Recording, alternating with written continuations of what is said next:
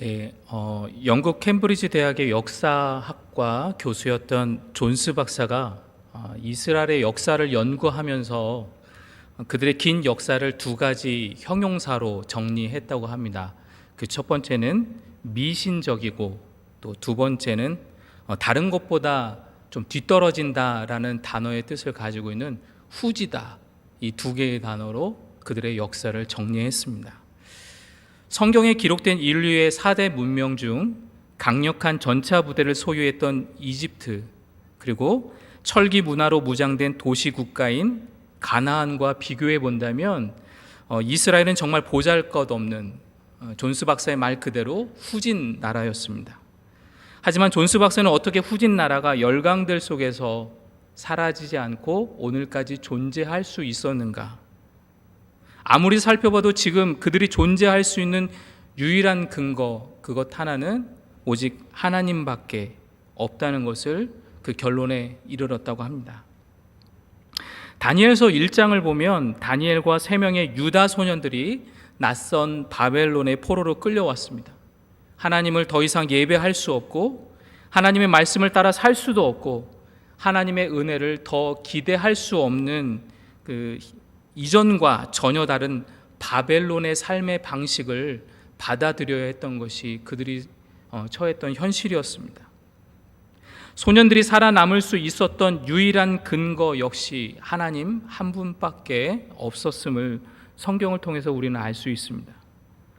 바벨론이 요구하는 삶을 살아야 하지만 하나님의 백성이라는 것을 잊어버리지 않기 위해서 그들이 결단했을 때 하나님은 그들의 믿음에 안전도 주셨고 왕의 신하들보다도 뛰어난 지혜를 주셨습니다.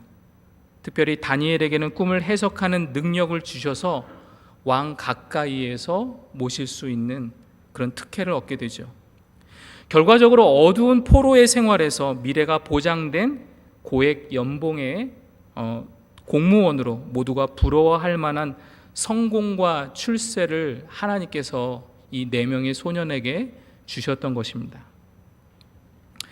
우리 자녀를 두신 우리 부모님들 가운데 내 자녀가 세상에서 성공하고 출세하기를 난 바라지 않는다 라는 그런 부모님들이 혹시 이 자리에 계실까요? 우리 아마 제자들 교회에 있기 때문에 한두 분은 계실 수도 있을 것 같아요. 지금 우리 다음 세대 아이들이 맞이한 세상에서 성공과 출세는 솔직히 기대하기 쉽지 않습니다. 이집트와 가나안 같은 열강들 속에서 살아남아야 하는 그 치열한 전쟁터 같은 곳이 우리 아이들이 살고 있는 현실이죠. 우리나라 출산은 매해 줄어도 여러분 사교육비는 절대 줄지 않는다고 합니다. 선행학습을 안 시키는 분들 찾는 게 더 힘들고요. 남들보다 뒤처질까 봐 불안해서 학원을 하나라도 더 보내기 위해서 우리의 아이들은 밤 늦게 되어야 집으로 돌아옵니다. 최근 스펙을 사고 판다는 뉴스를 접해 보셨는지 모르겠어요. 수천만 원의 돈으로 아이들의 입시 컨설팅을 해주는 이 불법 회사들로 인해서 위조된 학력을 만들어서 미국의 아이비리그 대학 입학에 도전했고 성공했다는 그런 이야기들이 들립니다. 국내 유명 대학 학생이 직접 대필, 대작, 대리 시험까지 해주는 정말 돈으로 출세와 성공을 만드는 세상이 지금 우리가 살고 있는 세상 속에 펼쳐지고 있습니다. 하지만 대학을 나와도 일자리는 턱없이 부족하고 작은 돈이지만 생계를 유지할 수 있는 아르바이트조차도 구하기 힘든 그런 현실을 우리 아이들이 맞이하고 또 맞이해야 합니다.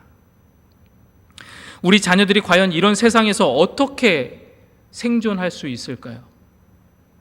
자녀들의 성공과 출세를 바라면 그러면 안 되는 것일까?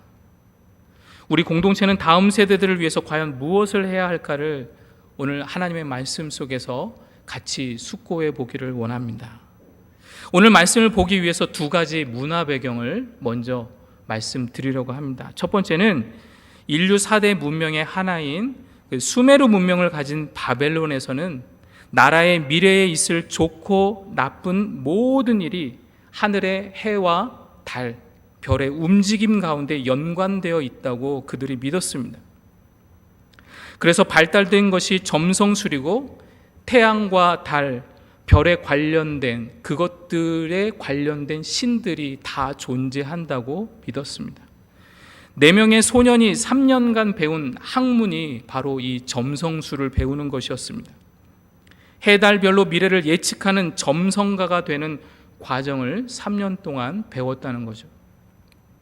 특히 고대 바벨론에서는 여러 신들이 존재하지만 엔키라는 상급 신이 지혜와 마법의 능력을 특별한 사람에게 준다라고 그들은 믿었습니다. 두 번째로 우리나라의 역사에서도 동일하게 있는 내용인데요. 왕은 하늘이 내려준다는 말이 있습니다. 고대 근동 지역도 마찬가지입니다. 그래서 왕은 공공연하게 자신이 신의 아들이라고 모든 사람들에게 선포하곤 했습니다. 그렇기 때문에 평범한 사람들이 꾸는 꿈이 아니라 왕이 꾸는 꿈은 신이 그에게 주는 특별한 메시지라고 믿었다는 것이죠. 본문으로 돌아와서 이집트, 가나안, 그리고 아수르와 바벨론이 존재했던 그 광대한 비옥한 초승달 지역 전체를 점령하고 다스렸던 그 강력한 왕이 바로 느부갓네살입니다. 오늘 본문 1절에서 느부갓네살은 반복되는 꿈 때문에 밤마다 잠잘 수 없는 고통에 빠졌다라고 오늘 성경은 우리에게 말해주고 있습니다. 원하는 모든 것을 다 가진 절대 권력자이며 신의 아들인데 아이러니하게도 느부갓네살은 자신의 불안한 미래도 스스로 해결할 수 없는 그런 능력을 가지지 못한 연약한 존재라는 것을 성경은 우리에게 분명히 보여주고 있습니다. 그래서 2절에서 이 악몽을 해석해 줄 모든 마술사, 주술사, 점쟁이, 점성가를 불러냅니다. 그리고 너무도 황당한 요구를 하죠. 꿈의 해석을 원하지만 내가 무슨 꿈을 꾸었는지를 먼저 마치고 그 다음에 해석을 하라는 겁니다. 여러분들 직장 생활을 하면서 여러분들의 그 상관 중에 관심법을 가지고 내가 생각하는 내 마음을 읽어서 내가 원하는 계획서와 결과물을 만들어 오라고 요청하면 여러분 어떨까요? 우리 대부분의 많은 직장인들이 뒤에서 상관 욕을 많이 하시잖아요. 이런 사이코 같은 사람을 내가 섬기면서 살아야 된다니. 오늘 이 불려왔던 많은 사람들이 그런 생각을 하고 있지는 않았을까? 느부갓네살 왕은 왜 이런 말도 안 되는 상식을 벗어난 요구를 할까요? 그가 정말 정신 이상자이기 때문에 이런 요구를 하는 걸까? 그가 꾼 꿈은 다양한 재료로 만들어진 거대한 바벨론의 신상이 손대지 아니한 돌에 의해서 완전히 부서지는 꿈을 꾸었기 때문입니다. 더 이상 성공도 출세도 필요 없는 신 같은 존재이지만 내가 세운 이 나라가 그리고 내가 차지하고 있는 왕의 자리가 빼앗길지도 모른다는 그 불안한 메시지로 느부갓네살은 받아들였던 것이죠. 고대 역사의 기록을 보면 자신의 그 불길한 꿈을 잘못 이야기했다가 역심을 품고 있는 사람들에게 그것이 빌미가 되어서 오히려 자신이 가지고 있는 그 왕의 자리가 위험에 처해지던 그런 이야기들이 그런 사건들이 있었기 때문에 왕은 주변 사람들에게도 자기의 꿈에 관한 이야기를 절대 하지 않았다고 합니다. 하지만 느부갓네살의 꿈을 듣지 않고 해석해낼 사람은 아무도 없습니다. 특별히 11절 말씀을 보면 우리도 사실 세상에서 그렇잖아요. 지금 어떻게 움직이고 세상이 어떻게 지금 움직여가고 있는지, 어디로 향하고 있는지, 지금 우리가 무엇을 해야 하는지 가르쳐주는 그 전문가와 전략가들의 예측이 내 미래를 좌지우지할 것 같고 따라가지 않으면 안 될 것 같은 그들의 이야기임에도 불구하고 근본적인 불안의 문제를 해결할 능력은 그들에게도 없다는 것을 오늘 성경은 우리에게 말해주고 있습니다. 사람 안에 함께 거하는 신이 아니라면 이 내용을 아무도 알 수 없다는 것이 미래를 예측했던 그 사람들의 고백이었습니다. 왕이 원하는 방식으로 꿈의 해석은 불가능하다는 말에 격분한 느부갓네살은 미래를 예측하는 모든 사람들을 찾아내서 죽이라고 명령합니다. 거기에는 다니엘과 세 친구도 포함되어 있었습니다.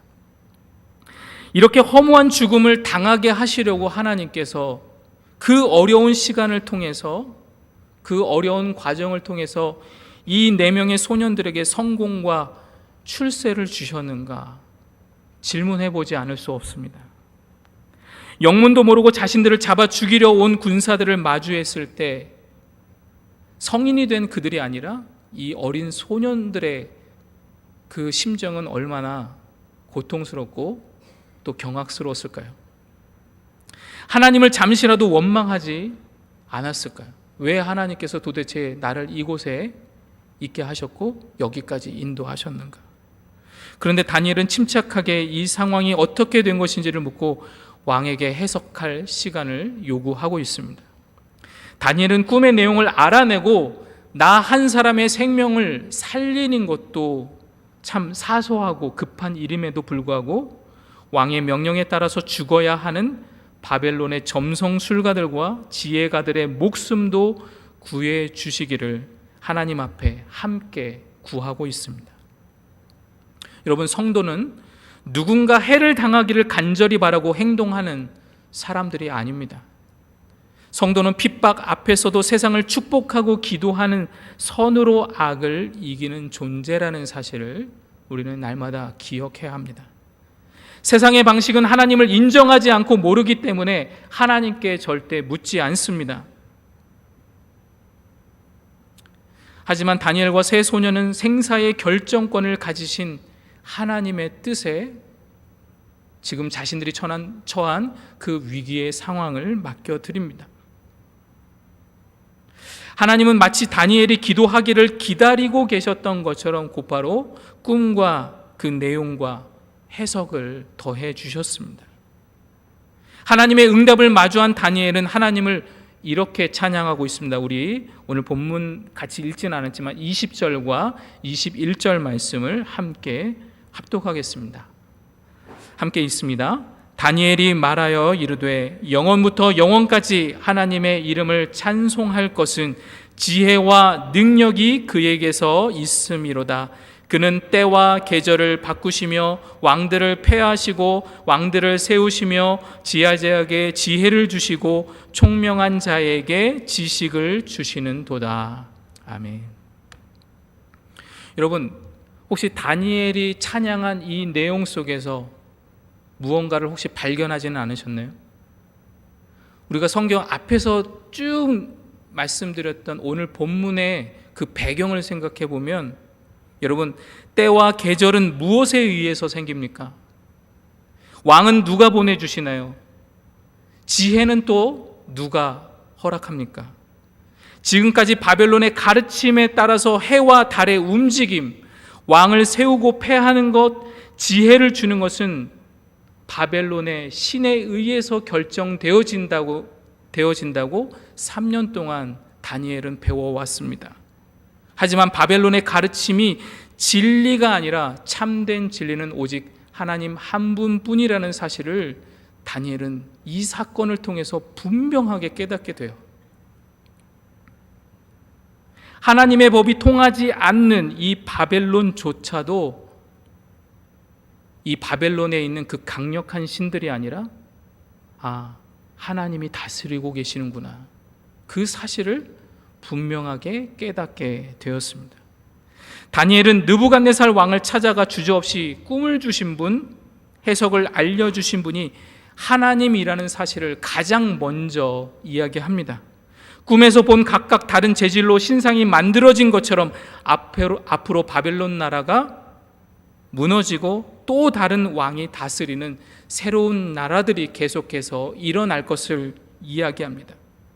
이 모든 것을 하나님이 계획하셨습니다. 그리고 하나님이 결정하셨습니다. 왕이 생각하는 성공과 출세도 하나님이 주십니다. 하나님이 온 세상의 주인이라고 담대하게 선포합니다. 어린 소년이 자신의 꿈을 맞춘 것도 놀랍지만 자신이 믿고 자신이 다스리는 이 강력한 바벨론이 섬기고 있는 그 수많은 신들이 아니라 자신이 정복한 나라의 그 연약한 보잘것없는 후진 나라의 하나님이라는 그 존재가 그 꿈을 주셨다고 하니까 이 느부갓네살의 입장에서 얼마나 그것이 충격적이었을까요? 하지만 다니엘에게 이 지혜를 주신 하나님을 느부갓네살 왕이 인정하고 더 큰 직책을 맡기는 것으로 다니엘서 2장은 마무리됩니다. 사랑하는 성도 여러분, 성경이 보여주는 성공과 출세는 세상 사람들이 부러워할 만한 모습과 특별한 위치에 올라가는 것이 아닙니다. 세상의 힘을 생존의 근거로 사는 사람들이 잘못된 착각과 믿음으로 알고 살아가는 것, 그럼에도 불구하고 여전히 불안의 문제를 스스로 해결해낼 수 없는 그 사람들을 향해서 바르게 그들의 삶을 잡아주고 이끌어주는 영향력 있는 사람이 되어주는 것, 그들에게 악이 아니라 선을 베푸는 사람이 되는 것이 성경이 우리에게 보여주는 성공과 출세의 모습입니다. 다니엘과 세 친구는 바벨론과 느부갓네살 왕을 위해서 일했지만 자신의 안전과 배를 불리는 데 성공과 출세를 사용하지 않았습니다. 더 성공하기 위해서 얄팍한 속임수나 사람에게 잘 보이려고 노력하지 않았습니다.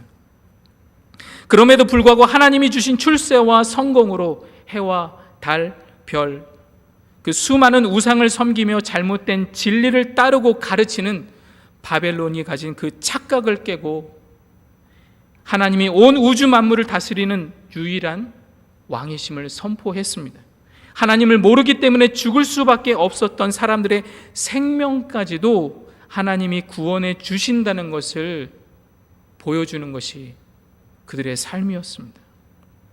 오늘 이 말씀을 마치면서 우리가 다음 세대들을 위해서 저는 한 3가지 정도만 우리 공동체가 같이 기도했으면 좋겠어요.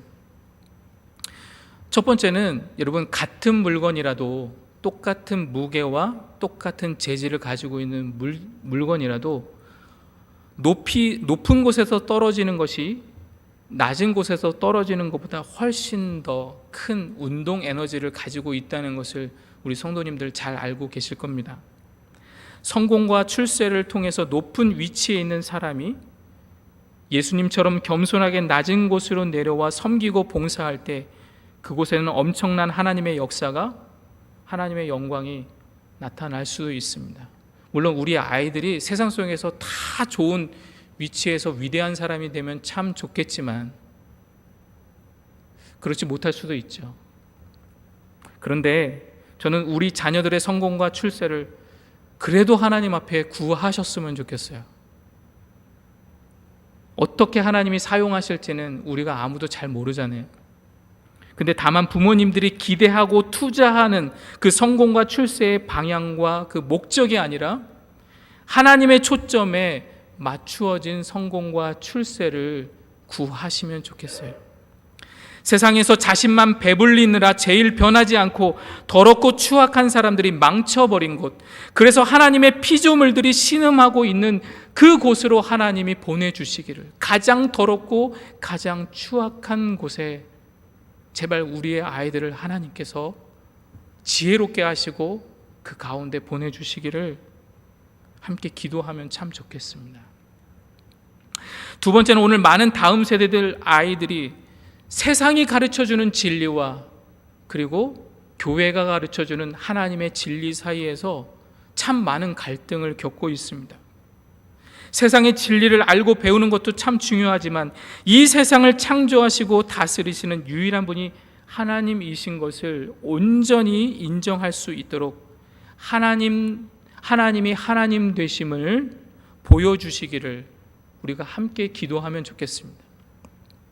근데 이 기도는 우리의 삶에서 작은 것부터 먼저 부모님들이 함께 하실 수 있어요.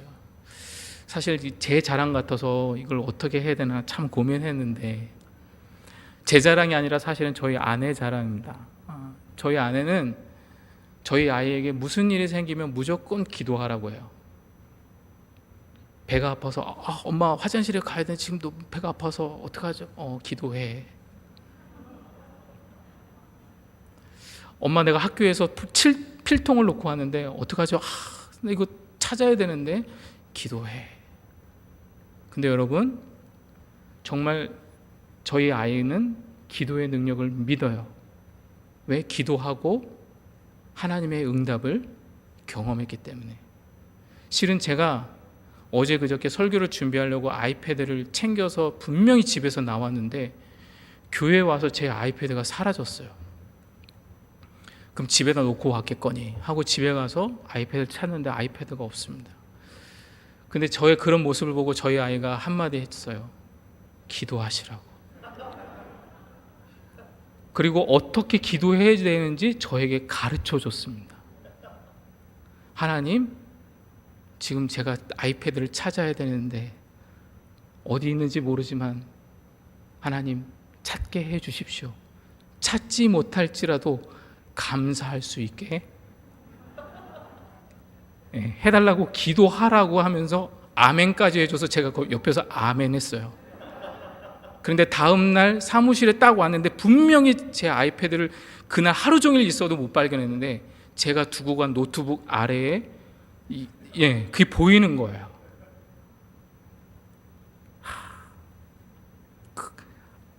저희 아이는 지금도 기도합니다. 하나님이 살아계시는구나. 매일의 삶에서 아무것도 아닌 것 같은 우리가 생각할 때는 굳이 이런 것까지 기도해야 할까?